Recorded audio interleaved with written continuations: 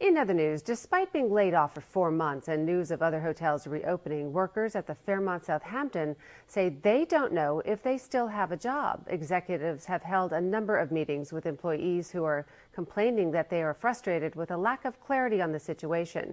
As we hear from Tarai Trott, redundancy pay is also a major concern.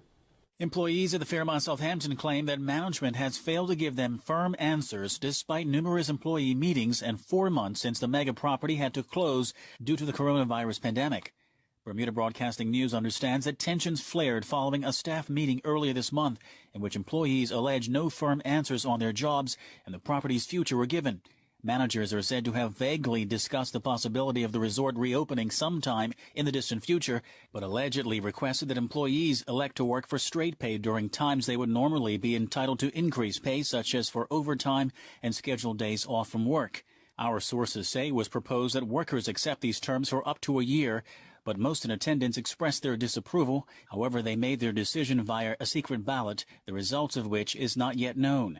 Another major concern is redundancy pay for laid-off workers. Our newsroom understands that Fairmont has so far said little on this subject.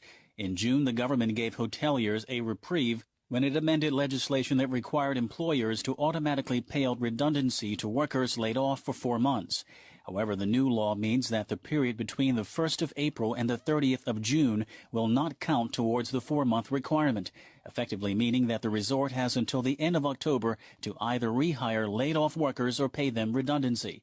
One employee with the company telling our newsroom it was feared that hotel owners might be hoping that many of their laid-off staff would find other employment before the deadline to avoid the company having to pay redundancies. Then there's the issue of government employment benefits, which has already run out for many employees who say they do not automatically qualify for government financial assistance, which normally requires a more rigorous application process in order for a resident to qualify.